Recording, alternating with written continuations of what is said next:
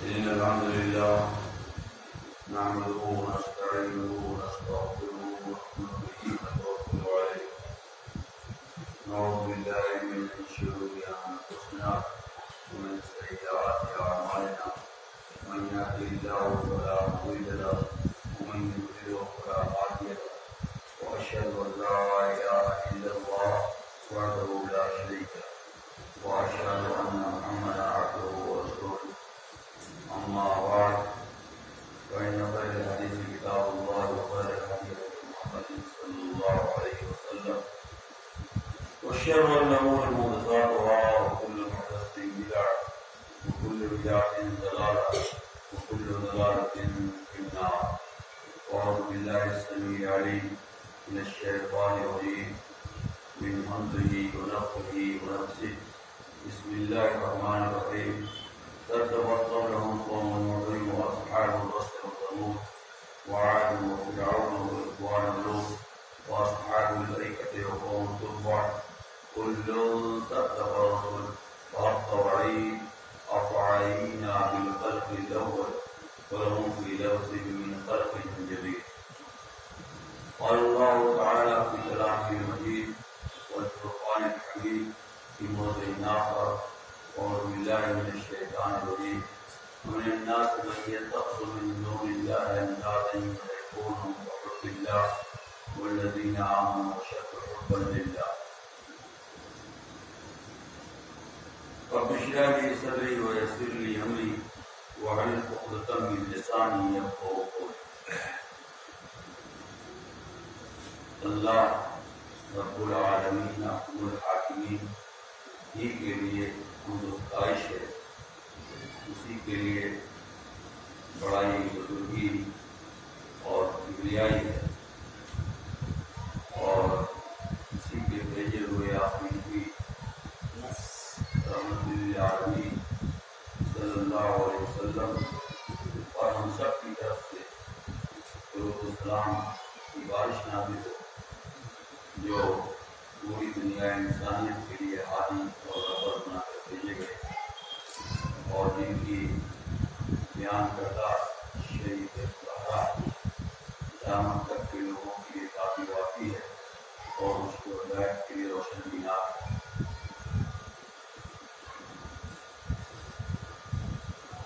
عید الاضحیٰ کے موقع پر جو مختصر سا خطبہ دیا گیا وہ اسی آیت کے تحت ہوا تھا جو آیت کریمہ آج کے جمعہ کے لیے پڑھی ہے۔ اللہ تبارک و تعالیٰ نے دنیا انسانیت میں سے کچھ ایسے لوگوں کا بیان فرمایا ہے جو لوگ اپنے رب کو چھوڑ کر رب کے علاوہ کو اپنا رب بناتے ہیں اور اپنے رب کا شریک ٹھہراتے ہیں اور رب کے علاوہ فرمان کو رب کا فرمان ماننے کی طرح اس پر عمل کرتے ہیں، جبکہ دنیا میں صرف نبیوں کو وہ درجہ دیا گیا کہ نبی کسی بھی دور کا ہو، جو بات کہتا ہے وہ من جانب اللہ ہوتی ہے، اور جو ان کے منہ سے فرمان نکلتے ہیں وہ اللہ کا فرمان ہوتے ہیں۔ ما ينطق عن الهوى إن هو إلا وحي يوحى، نبی جو بات کرتے ہیں وہ رب کی طرف سے وہی کی برابر کر جا سکتی ہے۔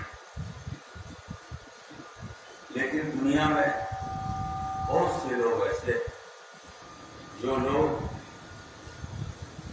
نبیوں کے علاوہ بھی کچھ لوگوں کو مقام دیتے ہیں، جو مقام رب کے فرمان کا ہونا چاہیے، جو مقام اور جو عزت اور جو شرف قبولیت رب کی باتوں کے لیے ہونی چاہیے، وہی شرف وہ بخشتے ہیں دوسروں کی،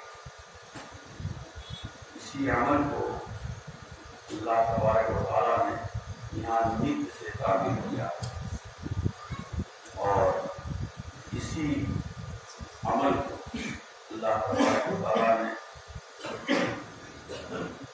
رب کا درجہ دیا ہے۔ جو لوگ بھی ایسا کرتے ہیں غیر اللہ کے علاوہ کسی کی بات کو اہمیت دیتے وہ گویا انہیں اپنا رب بناتے ہیں، جو کہ کسی قیمت پر جائز نہیں ہے۔ لیکن ہمارے بندوں میں کچھ بندے ایسے ہوتے ہیں جو بندے صرف اور صرف اللہ رب العالمین سے محبت کرتے ہیں اور اللہ رب العالمین ہی کی باتوں کے لیے بنتے ہیں اور اسی کے لیے اپنے دل میں جذبہ خیر رکھتے ہیں۔ اس جذبے کے تحت ان کے ساتھ جو بھی حشر ہو وہ ان سے حکومت کرنے کے لیے تیار رہتے ہیں۔ اللہ تبارک و تعالیٰ نے جو ہے یہاں اپنے بندوں کی خاص پہچان بیان فرمائی کہ ہمارا بندہ حقیقی معنوں میں وہ ہوگا جو میرے لیے تو دنیا کی ساری محبتوں کو ٹھکرا سکتا ہے، میرے لیے وہ ساری دنیا کے بڑے سے بڑے لوگوں سے ٹکرا سکتا اور میرے لیے میری محبت میں وہ اپنی بیوی کی محبت، بچوں کی محبت، مال کی محبت اور منال کی محبت، اپنے آن بان شان کی محبت وہ تج دے گا لیکن میری محبت پر آنچ نہیں آنے دے گا۔ یہ اللہ رب العالمین کے خاص بندوں کی پہچان ہے۔ اس سلسلے میں انسانی تاریخ میں بہت ساری آزمائشیں اور بہت سارے مسائل سامنے آتے رہے ہیں۔ آپ اگر اسلامی تاریخ کا مطالعہ کریں گے تو آپ کو معلوم ہوگا کہ اللہ کے بندوں میں بہت سے لوگ ایسے گزرے ہیں جنہوں نے اللہ کے لیے بڑی بڑی قربانیاں دی، بہت بڑی بڑی نظیر پیش کی۔ ان نظیروں میں سے، ان مثالوں میں سے سب سے پہلی مثال میں نبی کریم صلی اللہ علیہ وسلم جی کے زمانے کی دے رہا ہوں۔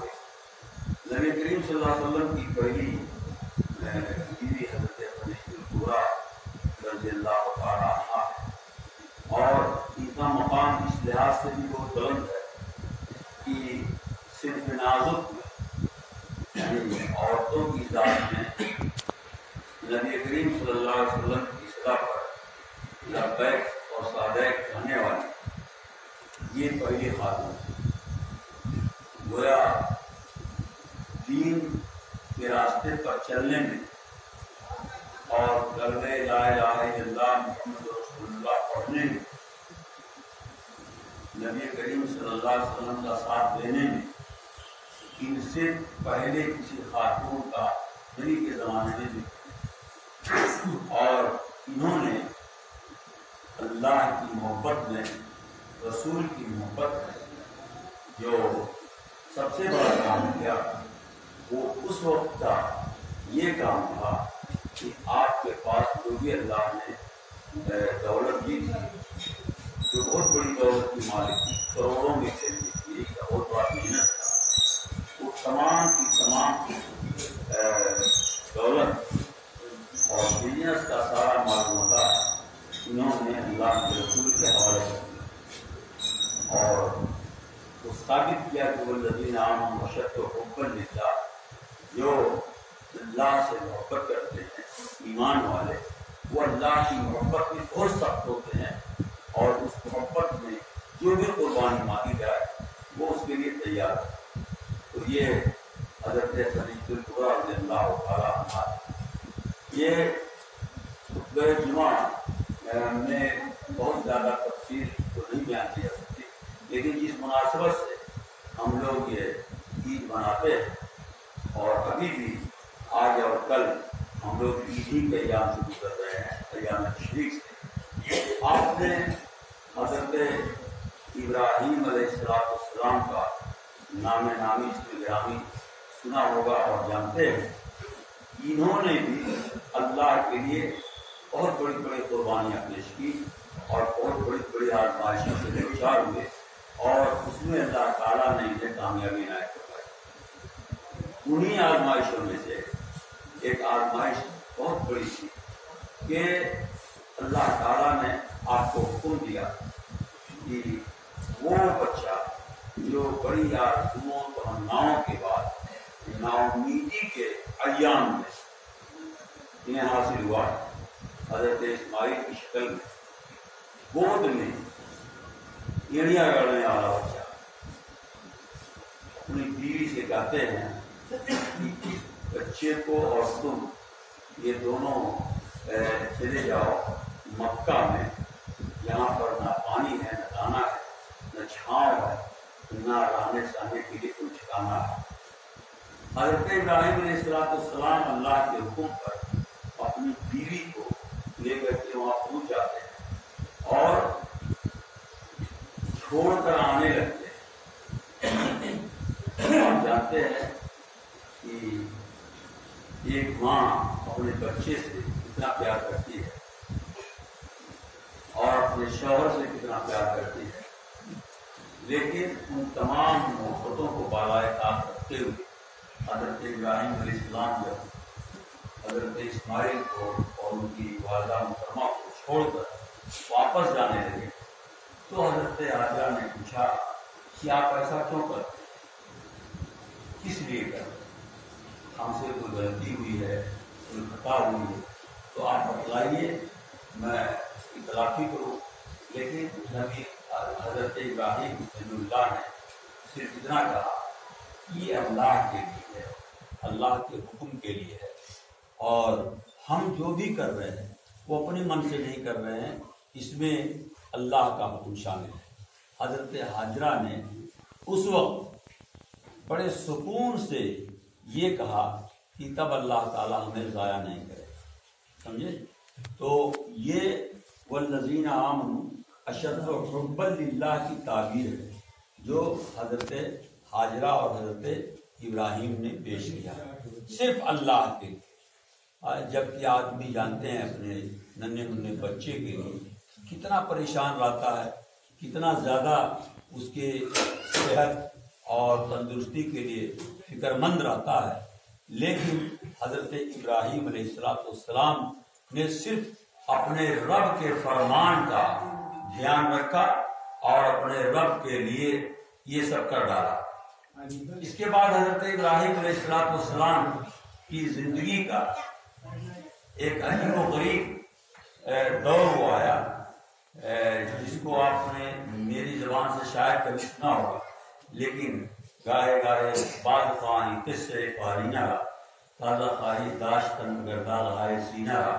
حضرت ابراہیم علیہ السلام کے بارے میں ایک بڑی انوکھی اور عبرتناک کہانی ہے، اور ان کی جو پوری زندگی کا محصل ہے اس کو سامنے رکھتے ہوئے یہ بعید از قیاس نہیں ہے۔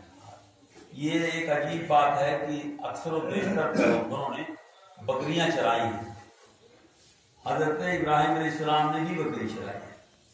حضرت ابراہیم علیہ السلام کے بکری چرانے کے ایام میں اللہ تبارک و تعالیٰ سے فرشتوں نے ایک سوال کیا کہ اے اللہ، اتنی بڑی دنیا میں تو نے ابراہیم ہی تو کیوں خلیل اللہ، اتنے سارے لوگ انبیاء میں سے گزرے ہیں، رسولوں میں سے گزرے ہیں، آپ نے خلیل اللہ کا خطاب صرف حضرت ابراہیم کے لیے پسند کیا، ایسا کیوں؟ اللہ تبارک و تعالیٰ نے دو فرشتوں کو انسانی سانچے میں دنیا میں بھیجا اور کہا جاؤ تم لوگ خود پتہ لگاؤ اور دیکھو کہ میں نے اپنے بندے کو کیوں دوست بنایا، ابراہیم۔ چنانچہ وہ دونوں اللہ کے حکم سے آئے اور حضرت ابراہیم یہاں بکریاں چلا رہے تھے، وہیں بغل میں کھڑے ہو کر کے ایک نے اللہ اکبر، اپنے بہترین لب و لہجے میں اللہ اکبر کی آواز نکالی. حضرت ابراہیم علیہ السلام چونک پڑے. حضرت ابراہیم علیہ السلام دائیں بائیں آگے پیچھے دیکھنے لگے تو ایک آدمی نظر آیا اور ابراہیم علیہ السلام نے اس کو بلا کر کے پوچھا کہ اللہ کے بندے کیا ابھی آپ نے اللہ اکبر اپنی زبان سے کہا میں نے نہیں کہا. بہت اچھا لگا, ایک بار آپ پھر پڑھ دو. تو اس فرشتے نے کہا کہ میں فری میں کوئی کام نہیں کرتا. ہم نے ایک بار پڑھ دیا لیکن بار بار ہم اس کو نہیں دوہرا سکتے. تو کہا کیسے دوہراؤ گے؟ کہا اس کے لیے اجرت دینی ہے. کہا کیا لوگے؟ کہا آپ جو دو لیکن بغیر اجرت کے نہیں بولے. چنانچہ حضرت ابراہیم نے کہا کہ یہ میری بکریاں ہیں اور ان بکریوں کا آدھا حصہ تم لے لو, ایک بار اور پڑھو. تو اس نے اپنے مخصوص انداز میں پھر ایک بار اللہ اکبر. حضرت ابراہیم علیہ السلام آدھی بکری تو آ ہی چکے تھے, آدھی بچی تو کہا یار ایک بار اور پڑھ دو. جی نہیں کرتا. اس نے کہا پھر مجھے کچھ دینا پڑے گا آپ کو, میں فری میں نہیں پڑھوں. کہا پھر جو میرے پاس آدھی بکریاں بچی ہوئی ہیں آپ اس کو لے لو لیکن مجھے پھر ایک بار اپنے منہ سے وہی آواز دہرا دو. حضرت ابراہیم علیہ السلام اپنی پوری بکریوں کا ریوڑ 2 مرتبہ سننے کے بدلے میں دے چکے. پھر وہ لوگ جب جانے لگے تو ابراہیم علیہ السلام نے کہا کہ ارے اللہ کے بندے, تمہیں ان بکریوں کا چرواہا چاہیے, اس کو دیکھنے والا کوئی نگہبان چاہیے. ایک کام کرو, تم ایک بار پھر ہم کو وہ بہترین آواز میں اللہ اکبر سنا دو اور میں تمہارے لیے اپنے آپ کو وقف کر دیتا ہوں, ان بکریوں کو میں چراؤں گا, اس کے بدلے میں تم ایک بار پھر سنا دو. چنانچہ حضرت ابراہیم علیہ السلام کو انہوں نے ایک بار اور سنایا اور حضرت ابراہیم علیہ السلام نے ان کی غلامی قبول کر لیا اللہ کے. والذین آمنوا اشد حبا للہ کی یہ عملی تفسیر اور خلیل اللہ بننے کی یہ عملی تفسیر حضرت ابراہیم علیہ السلام کی زندگی کی ہے. تو اللہ تبارک و تعالیٰ نے فرمایا کہ ہمارے بندوں میں بہت سے بندے ایسے ہیں جو صرف اللہ سے محبت کرتے ہیں. ان کے لیے مال و متاع کی کوئی اوقات نہیں ہوتی, ان کے لیے آن بان شان کی کوئی اوقات نہیں ہوتی. وہ جیتے مرتے ہیں صرف اللہ کے لیے جیتے مرتے ہیں. چنانچہ حضرت ابراہیم علیہ السلام کی زندگی پوری کی پوری اسی میں گزر گئی. اور وہی بچہ جو حضرت ابراہیم علیہ السلام چھوڑ کر آئے تھے, آپ نے پڑھا ہوگا کہ حضرت ابراہیم علیہ السلام کی بیوی اپنے بچے کی بھوک پیاس جانے کے لیے صفا سے مروہ, مروہ سے صفا 7 چکر انہوں نے کیا لیکن پانی ایک دودھ نہیں پائے. لیکن اللہ تبارک و تعالیٰ نے حضرت اسماعیل علیہ السلام جہاں اینڈیاں رگڑ رہے تھے, رو رو کر کے, بچوں کی عادت ہوتی ہے پیر ایسے ایسے کرتے ہیں نا, تو وہ کام جہاں کر رہے تھے اسی جگہ پر اللہ تعالیٰ نے پانی کا چشمہ ابال دیا. اور یہ وہی پانی ہے جو آب زمزم کہلاتا ہے اور پوری دنیا کے لوگ اس کو پیتے ہیں. یہ ریکارڈ ہے اس دنیا کا کہ دنیا کا کوئی کنواں, کوئی ٹیوب ویل ایسا نہیں ہے جو اس پانی کی طرح سے صحت بخش ہو, مفید ہو, ٹیسٹی ہو. کوئی بھی پانی ہو, کسی بھی طرح کا تم تو 2-4 مہینے کے اندر, ہفتہ 2 ہفتہ کے اندر اس پانی کا کلر بدلنے لگے گا, وہ ڈفرینٹ کلر میں تبدیل ہونے لگے گا. لیکن یہ پانی جسے زمزم کہتے ہیں, زمزم کا پانی آپ سالوں سال رکھتے رہو, کسی بھی برتن میں رکھتے رہو, پلاسٹک کے برتن میں, شیشے کے برتن میں, پیتل کے برتن میں یا الومینیم کے برتن میں, لیکن اس پانی پر تغیر کا ایک ذرہ برابر بھی اثر نہیں پڑتا ہے. یہ وہی اسماعیل علیہ السلام کی ایڑیوں کا رگڑ والا پانی ہے جو اللہ تبارک و تعالیٰ نے دیا. اور حضرت حاجرہ رضی اللہ تعالیٰ عنہا علیہ السلام کی کی محنتوں اور اللہ کے اوپر اعتماد کامل جو انہوں نے کہا تھا کہ یہ اللہ ہمیں ضائع نہیں کرے گا، اللہ تعالیٰ نے سچ کر دکھایا۔ اور وہاں جب پانی آ گیا تو زمزم کے معنی عربی میں ہوتے ہیں ٹھہر ٹھہر، یہ پانی کا چشمہ جب ابلا تو چونکہ پانی تھا نہیں، اس لیے حضرت حاجرہ نے اس کو چاروں طرف سے روکنے کی کوشش کی اور اس زبان میں کہا ٹھہر جا، یعنی بچا رہی تھی، پانی کو دوب رہی تھی، روک رہی تھی، اسی لیے اس پانی کا نام زمزم پڑا اور آج پوری دنیا اس سے معزوز ہو رہی ہے۔ اللہ تبارک و تعالیٰ نے یہ صلہ حضرت حاجرہ کو اور حضرت اسماعیل کو اللہ سے تعلق مضبوط ہونے کی بنیاد پر دیا۔ اللہ کے اوپر اندھ وشواسی کے انجام میں یہ رب العالمین نے انعام دیا۔ حضرت ابراہیم علیہ السلام کو اسی بچے کے بارے پھر اللہ تبارک و تعالیٰ حکم دیتے ہیں کہ جاؤ اور اسماعیل اور اس کی ماں کا دیدار کر کے آؤ اور دیکھو کہ کس حال میں۔ تو اتنے دنوں کے بعد آئے کہ وہاں پر باقاعدہ آبادی ہو گئی پانی کی وجہ سے، پودے اگائے ہرے ہرے، چڑیاں چہچہانے لگی اور ہریالیاں لہرانے لگی۔ اور پھر انہی آبادیوں میں سے حضرت ابراہیم علیہ السلام کے بیٹے اسماعیل نے ایک شادی کی۔ یہ پوائنٹ مجھے آج کے نوجوانوں کو بتلانا بے انتہا ضروری ہے، اور میں سمجھتا ہوں کہ بقرعید کی مناسبت سے اگر یہ بات نہ بتلائی جائے تو بہت بڑی خیانت ہے۔ اسماعیل علیہ السلام کے گھر پر جب پہنچے ابراہیم علیہ السلام تو ایک سواری پر سواری کی حالت میں دروازے پر پہنچے، آواز کیا۔ ایک لڑکی نے دروازہ کھولا اور ابراہیم علیہ السلام نے پوچھا کہ بیٹی اسماعیل کہاں؟ تو کہا وہ کام سے گئے ہوئے ہیں، کچھ لکڑی وغیرہ اکٹھا کر کے لاتے تھے، اس کو فروخت کرتے تھے، اس سے اپنا روزی روٹی چلاتے تھے۔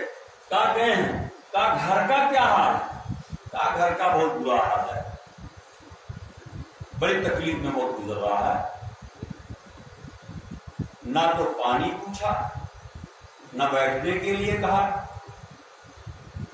ایک مسافر کو جو بزرگ تھے ویسے ہی ابراہیم علیہ السلام اپنی سواری موڑے اور واپس جانے لگے۔ تو جاتے جاتے انہوں نے کہا کہ جب اسماعیل آئے بول دینا کہ ایک آدمی آیا تھا اور یہ کہا کر کے گیا ہے کہ اپنے گھر کا چوکھٹ بدل۔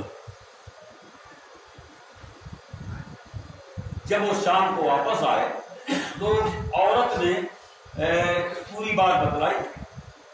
تو کہا تم کو معلوم ہے وہ ہمارے ابا رہے ہوں گے اور تم نے ان کے ساتھ بدتمیزی کی ہے، بدخلقی کا مظاہرہ کیا ہے۔ گھر کی چوکھٹ بدلنے کا مطلب یہ ہوا کہ تمہیں بدل دیا جائے۔ اور باپ کے اس ایک فرمان پر حضرت ابراہیم علیہ السلام کے سپوت نے اپنی بیوی کو بدل دیا۔ پھر اس کے بعد دوبارہ آئے اور اسی شکل میں آئے، اسی طرح سے آئے۔ تو جو دوسری بیوی ان کو ملی تھی وہ بہت حساس تھی اور بہت ہی فرمانبردار، اطاعتشار۔ اس نے حضرت ابراہیم علیہ السلام کو عزت کے ساتھ بٹھایا اور ہر کی خیریت عافیت بڑی کشادگی کے ساتھ ذکر کیا۔ ایک ذرہ برابر کوئی لب و لہجے میں شکایت نہیں، یعنی جس حال میں تھی وہ بہت خوش نظر آ رہی۔ حضرت ابراہیم علیہ السلام کو پانی دانا دینے کے بعد کہ کچھ دیر تک بیٹھے، اس کے بعد میں واپس چلے گئے۔ واپس جانے لگے تو پھر انہوں نے کہا کہ بیٹا تم اپنے شوہر سے بول دینا کہ وہ مسافر جو آیا تھا وہ یہ کہا کر کے گیا ہے کہ اپنے گھر کے چوکھٹ کو برقرار رکھو، سمجھے؟ تو اسماعیل علیہ السلام نے اپنی بیوی کو گلے لگا دیا اور کہا کہ آج میرے ابا تم سے خوش ہو کر گئے، تمہیں برقرار رکھنے کے لیے کہا ہے۔ اس کا مطلب کہ تمہارے اخلاق اور کردار سے میرے ابا کو خوشی آتی ہے۔ آج میرے عزیزوں، میرے دوستوں، یہ دیکھو کہ آج کل کے جو نوجوان نسل کے لوگ ہیں وہ اپنے ماں باپ کو کتنا خوش رکھنا پسند کرتے ہیں اور کتنا انہیں تکلیف دینا پسند کرتے ہیں۔ یہ حضرت ابراہیم علیہ السلام کے واقعے سے جو ہے آپ نصیحت لو۔ یعنی میں یہ نہیں کہتا کہ اپنی بیویوں کو چھوڑ دو، لیکن یہ نصیحت تو ضرور ملی کہ اگر بیوی نااہل ہو اور اتنا بدتمیز ہو کہ وہ اپنے شوہر کے باپ کی عزت نہ کرتی ہو، شوہر کی ماں کی عزت نہ کرتی ہو، شوہر کے گھر آنے والے مہمانوں کی عزت نہ کرتی ہو، شوہر کے بھائیوں کی بہنوں کی عزت نہ کرتی ہو، تو وہ آپ کی بہو بننے کے لائق ہرگز نہیں۔ سمجھے؟ یہ پیغام تو یہاں ملا ہی ملا۔ سمجھے؟ اللہ تبارک و تعالیٰ ہمیں اپنے ماں باپ کی عزت کرنے کی توفیق عنایت فرمائے۔ تو حضرت ابراہیم علیہ السلام کے جو فرزند تھے حضرت اسماعیل علیہ السلام، انہوں نے بھی بڑی قربانیاں پیش کی اپنے اللہ کے لیے۔ آپ سنتے ہیں کہ یہی حضرت اسماعیل علیہ السلام جن کے بارے میں اللہ تعالیٰ نے قرآن مقدس میں فرمایا کہ حضرت ابراہیم کو خواب دکھلایا، اور خواب یہ دکھلایا کہ ابراہیم علیہ السلام اپنے ہاتھ سے اپنے بیٹے کو ذبح کر رہے ہیں۔ قرآن اس کو یوں کہتا ہے کہ انی ارا فی المنام انی اذبحک فانظر ماذا تری۔ اے بیٹے، میں نے خواب میں دیکھا ہے کہ میں تجھ کو اپنے ہاتھوں سے ذبح کر رہا ہوں، تمہاری کیا رائے؟ یہی لہجہ جو قرآن کا ہمیں یہ بتلاتا ہے کہ حضرت ابراہیم علیہ السلام اس وقت ننھے منھے بچے نہیں تھے، بلکہ فلما بلغا معہ السعی کے الفاظ یہ بتلاتے ہیں کہ ابراہیم علیہ السلام کا یہ پوتا اس لائق ہو گیا تھا، یہ بیٹا اس لائق ہو گیا تھا، پوتا نہیں بیٹا اس لائق ہو گیا تھا کہ اپنے باپ کے کاروبار میں ہاتھ بٹاتا، کوشش میں جٹ جاتا، اس لائق ہو چلا تھا۔ اور اس بات کی بھی دلیل ہے، اس کی دلیل میں یہ بات بھی ہے، قرآن کی یہی آئے کہ فانظر، اے بیٹے غور کر، فکر کر کہ اس خواب کی تعبیر کیا ہے۔ تو کوئی ننھا منھا بچہ تو خواب کی تعبیر بتلا نہیں سکتا، سمجھے؟ اس کا مطلب کہ بچہ ذی فہم ہو گیا تھا، ذی شعور ہو گیا تھا۔ اور حضرت اسماعیل علیہ السلام نے جب اپنے باپ کے منہ سے یہ بات سنی تو فوراً حضرت اسماعیل نے یہی کہا کہ افعل ما تؤمر۔ اب حضرت اسماعیل یہ کہتے ہیں کہ یہ خواب نہیں بلکہ اللہ کا حکم ہے آپ کے لیے، آپ اس کو کر گزریے۔ ستجدنی انشاءاللہ من الصابرین، اے ابا جان آپ مجھے صابر و شاکر پائیں گے۔ یہ جملہ ہمیں یہ بتاتا ہے کہ باپ کی بعض باتوں سے اگر اولاد کو کوئی تکلیف پہنچتی بھی ہے تو انہیں صبر کا مظاہرہ کرنا ضروری ہے۔ اب آپ یہاں دیکھو کہ ایک باپ اپنے بیٹے کو ذبح کرنے کی بات کر رہا، قتل کرنے کی بات کر رہا، لیکن بیٹا یہ فرما رہا ہے کہ آپ مجھے صابر و شاکر پائیں گے۔ تو عید قربان ہمیں ایک پیغام یہ بھی دیتا ہے کہ ہمیں صبر اور شکر کرنے کی توفیق ملنی چاہیے، اور یہ پیغام ہمیں ملتا ہے کہ آدمی صابر بن کر کے رہے، خاص طور سے اپنے ماں باپ کے ساتھ۔ سب کے پاس ماں باپ ہیں، تو ہم نے بہت سارے لوگوں کو دیکھا ہے، سنا ہے کہ اپنے بیٹوں سے یا اپنے باپ سے عام طور پر لوگ ناراضی ملتے ہیں، خوشگوار قسم کی کیفیت بہت کم لوگوں میں ملتی ہے۔ یعنی آپ ابھی بمبئی چلے جاؤ، دلی چلے جاؤ، یا یہی چوراہے پر چلے جاؤ، تو باپ کی شکایت بیٹے کے تعلق سے ختم نہیں ہوتی۔ ایسے ہی بیٹے کی شکایت باپ کے تعلق سے کم نہیں. اب باپ کی جو حرکتیں ہوتی ہیں وہ کیوں ہوتی ہیں، اس میں کیا اس کے نزدیک فلسفہ ہوتا ہے، یہ تو وہی جانے گا. لیکن ہم صرف اتنا جانتے ہیں کہ ایک باپ بیٹوں کے لیے، اپنے اولاد کے لیے ایسے ہی ہوتا ہے جیسے سورج کی دھوپ اور تپش. یہ جو ماحول ہے، فضا جو ہے، بغیر دھوپ کے یہ بارآور نہیں ہو سکتی، ثمرآور نہیں ہو سکتی.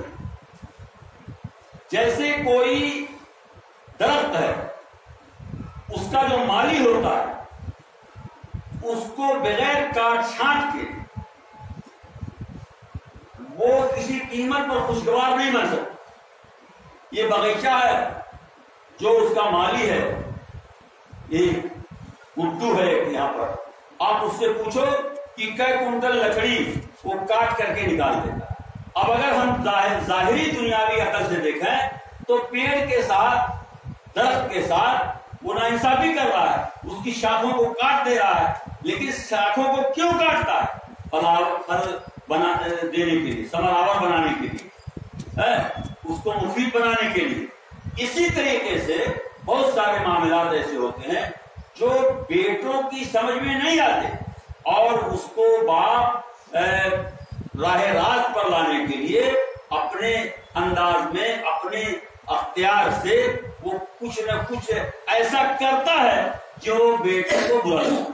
اب اس وقت حضرت اسماعیل علیہ السلام نے اگر باپ کو یہ کہا ہوتا کہ یہ دیکھو آپ ہم کو قتل کر دیں گے، قربانی کو قتل سے تعبیر کر سکتا تھا، کر سکتے تھے حضرت اسماعیل علیہ السلام، لیکن نہیں. حضرت اسماعیل نے کہا کہ آپ کو جو حکم دیا جا رہا ہے وہ کرو، اور مجھے اس پر صبر کرنے والا پاؤ. یعنی بھلے ہی اس عمل کو انجام دینے میں مجھے تکلیف اٹھانی پڑے گی، مجھے درد ہوگا، لیکن میں اس کو برداشت کروں گا، اس لیے کہ میں آپ کا بیٹا ہوں، آپ اللہ کے نبی ہیں.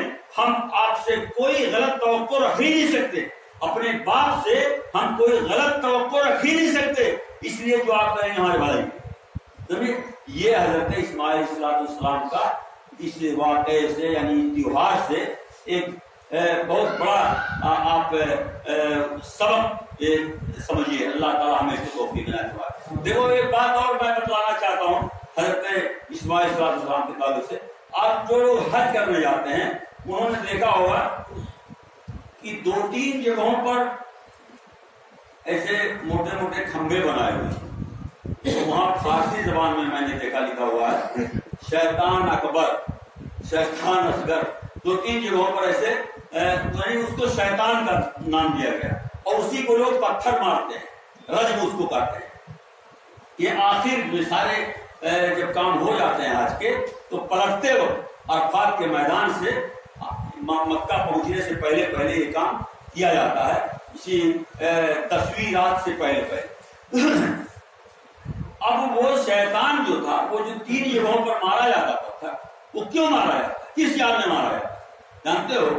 وہ یاد یہ ہے کہ حضرت ابراہیم علیہ السلام جو اپنے بیٹے کو لے کر کے جانے لگے ذبح کرنے کے لیے، اب شیطان مرعون سے رہا نہیں گیا، اس کو چین نہیں تھا، قرار نہیں تھا کہ اس روئے زمین پر ایک ایسی عبادت ہونے والی ہے، ایک ایسی فرما برداری کا نمونہ پیش ہونے والا ہے جو آسمان جب سے قائم ہوا، زمین جب سے قائم ہوئی، یہ چاند تارے جب سے وجود میں آئے، تب سے اب تک کسی نے ایسا نہیں کیا ہوگا جو آج کرنے جا رہے ہیں ابراہیم علیہ السلام.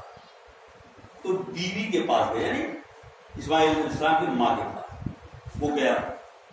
کہا کہاں لے کے جا رہے ہیں معلوم ہے آپ کو؟ کہا کہاں لے کے جا رہے ہیں؟ کہا ذبح کرنے لے جا رہے ہیں. اب کوئی باپ اپنے بیٹے کو ذبح کرے گا؟ کہا نہیں کرتے، لیکن آپ کو معلوم ہے کہ اللہ کا حکم ہے، بچائیے اس کو کسی طریقے. حضرت حاجرہ نے بہت بری طرح سے پھٹکارا اس کو اور کہا ملعون، اگر اللہ کا حکم ہے تو اللہ کے لیے تو میرا ایک ہی بیٹا ہے، اگر سینکڑوں ہزاروں بیٹے ہوتے تو میں اپنے سامنے ذبح کروا دیتی۔ کس کے لیے بولو؟ جو سے بولو کس کے لیے؟ والذین آمنوا اشد حبا للہ، جو لوگ ایمان والے ہوتے ہیں وہ اللہ سے بڑی سخت محبت کرتے ہیں، اتنی سخت محبت کرتے ہیں کہ اس کے لیے اپنے لفظ جگر نور نظر کو بھی قربان کرنے کا جذبہ رکھتے ہیں، سمجھے؟ اب یہاں جب ناکام ہوا تو پھر وہاں گیا، راستے میں حضرت ابراہیم علیہ السلام کو پیچھے آیا، ارے اتنی تمناؤں کے بعد کوئی بیٹا ملا ہے، کیا کرنے جا رہے ہیں؟ کہا اللہ کا حکم اسے کرنے جا رہا ہوں۔ کہا کوئی اپنے ہاتھ سے اپنے بیٹے کو ذبح کرتا ہے؟ کیا کرنے جا رہے ہیں؟ یہ تو عجیب و غریب بات ہے۔ حضرت ابراہیم علیہ السلام نے بھی وہاں اس کو دھتکارا، پھٹکارا اور بھگایا مار کر کے۔ یہ وہی مار ہے جو آج یاد کے طور پر پتھر سے مارا جاتا ہے، سمجھے؟ پھر حضرت اسماعیل السلام کے کان میں پھسپھسایا جا گیا، کہا کہاں جا رہے ہو معلوم ہے؟ کہا ابا کے ساتھ جا رہا ہوں۔ ارے کہا معلوم ہے کہاں لے جا رہے ہیں؟ لے جا رہے ہیں سب سے الگ تھلگ کر کے ایکانت میں تم کو ذبح کر دیں گے۔ ابد کمینہ کہیں کا کوئی اپنے باپ سے امید نہیں رہ سکتا کہ کوئی باپ اپنے بیٹے کو ذبح کرے۔ کہا تم کو معلوم نہیں ہے اللہ کا حکم ہے؟ کہا پھر اللہ کا حکم جب ہے تو ایک جان کیا ہزاروں جان قربان کرتے ہیں اللہ کے، سمجھے؟ یہ وہی 2-3 جگہ ہیں جہاں پر رجم کیا جاتا ہے، اسی یاد کو سامنے رکھ کر کے شیطان کو کنکری ماری جاتی ہے، سمجھے؟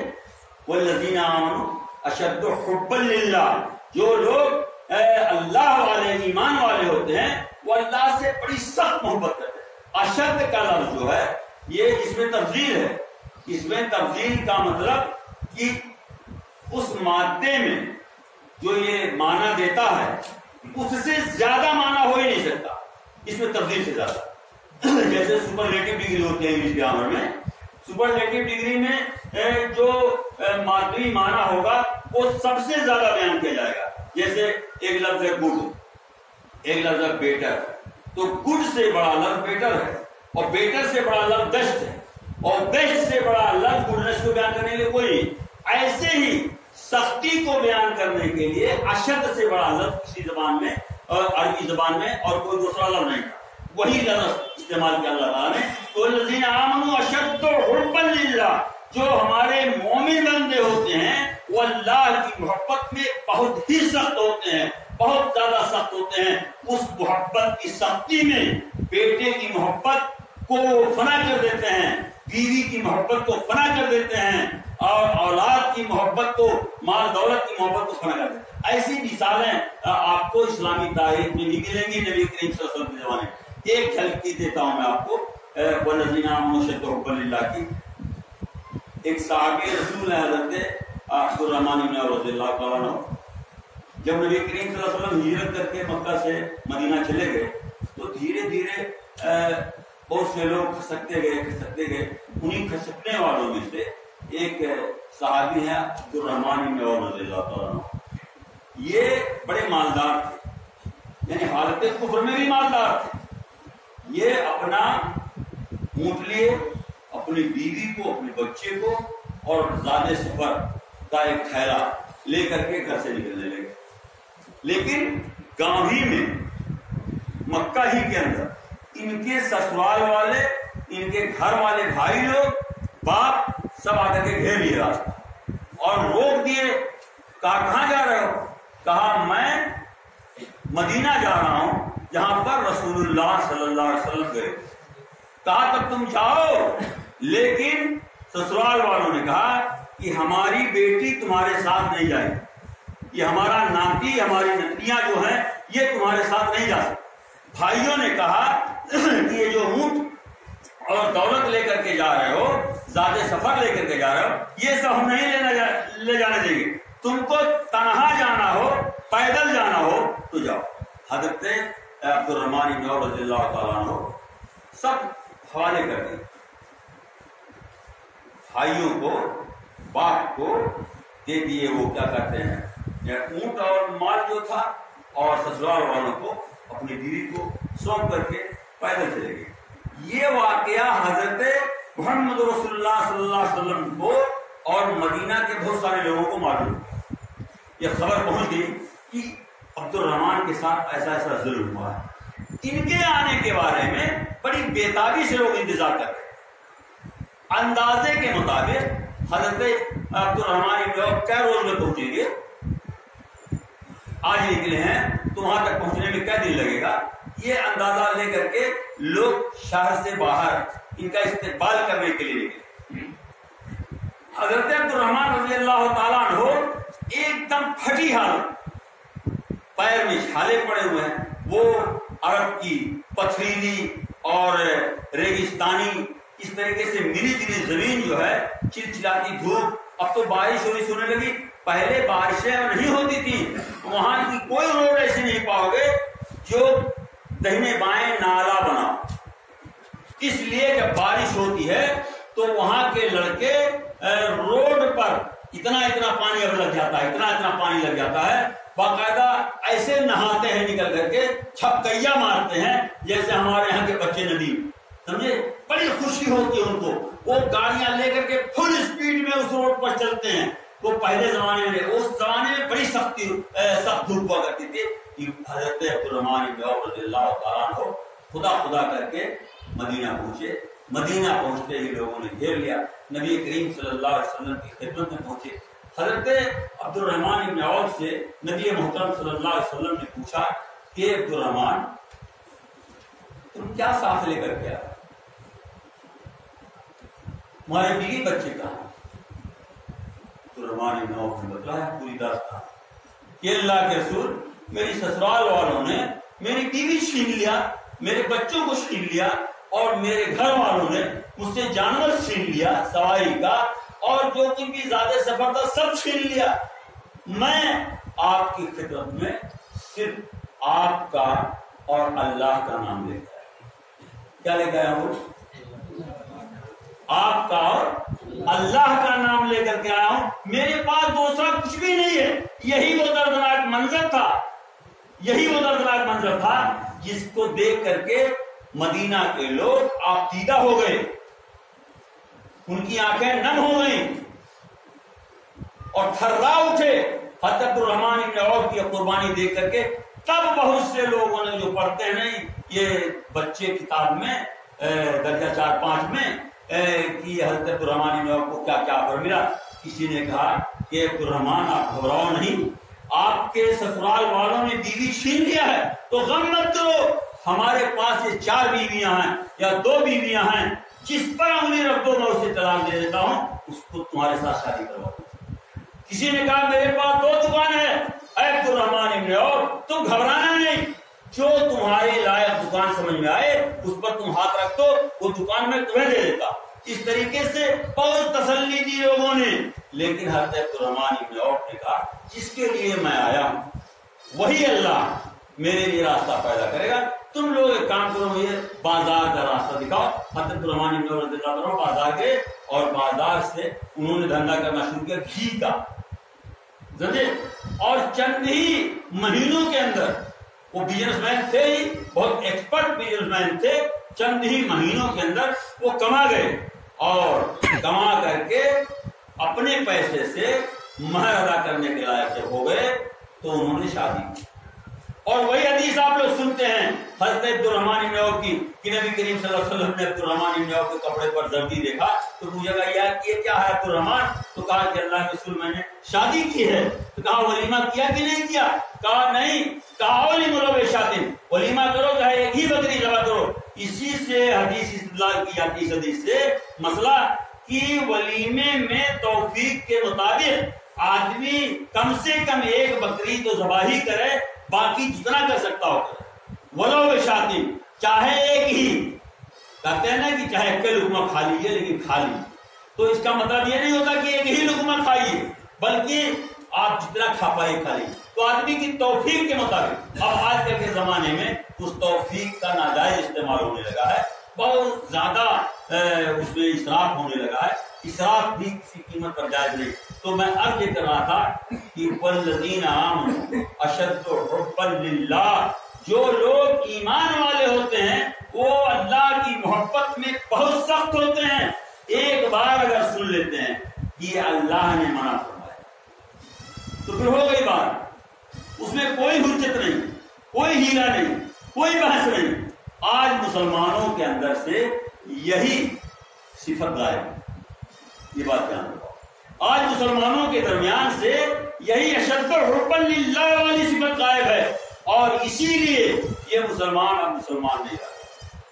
یہ نام کا مسلمان رہ گیا، کام کا مسلمان تو بالکل نہیں رہ گیا. اللہ تبارک و تعالیٰ ہمیں کام کا مسلمان بنائے.